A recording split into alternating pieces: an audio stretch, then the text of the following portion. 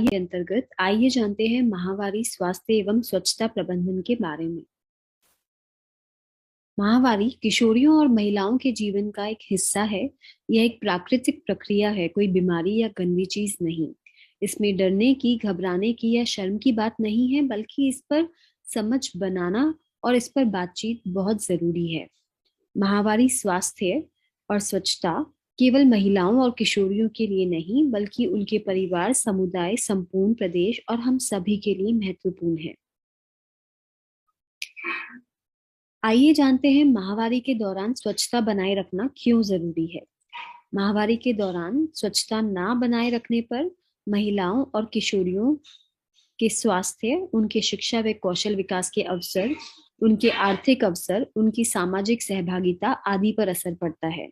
अगर माहवारी के दौरान स्वच्छता ना बनाई जाए तो उनको शारीरिक स्वास्थ्य समस्याएं जैसे प्रजनन अंग संबंधित व यूरिनरी ट्रैक्ट संक्रमण, पेट, पीठ या शरीर के निचले भाग में तेज दर्द आदि की संभावना बढ़ती है।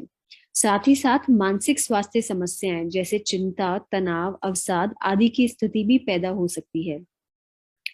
शैक्षणिक व कौशल विकास संस्थाओं में माहवारी स्वच्छता की कमी के कारण वहां ऐसी संस्थाओं से उनकी अनिरंतरता बढ़ सकती है और समस्या ज्यादा होने पर हो सकता है ऐसी संस्थाओं से उन्हें ड्रॉप आउट भी होना पड़े। इसी प्रकार से कार्यस्थल पर भी अगर माहवारी स्वच्छता ना हो तो वहां ऐसी संस्थाओं से उनकी अनिरंतरता बढ़ सकती है और समस्या ज्यादा होने पर आर्थिक अवसरों में कमी भी आती है। इन सब समस्याओं के कारण और माहवारी से संबंधित जो गलत धारणाएं और भ्रांतियां हैं, उन सभी के कारण महिलाओं और किशोरियों की समाज में सहभागिता घटती है और उनके आत्मविश्वास में भी कमी आती है। इसीलिए माहवारी स्वास्थ्य और स्वच्छता के अभाव में महिलाओं और किशोरियों के मानव अधिकारों का हनन होता है, जैसे उनके स्वास्थ्य का अधिकार, उनकी शिक्षा का अधिकार, उनकी आर्थिक अवसर का अधिकार, उनकी स्वायत्तता, गरिमा, समानता आदि अधिकारों का हनन होता है।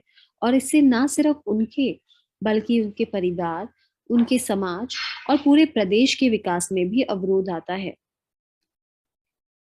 इसीलिए माहवारी पर समझ बनाना बहुत जरूरी है। तो आइए जानते हैं माहवारी के बारे में और इससे संबंधित जरूरी बातों के बारे में।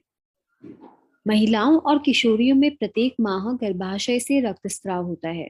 यह रक्तस्राव योनि मार्ग से होता है, जिसे माहवारी या पीरियड कहते हैं। इसे मासिक धर्म, माहवारी चक्र भी कहते हैं।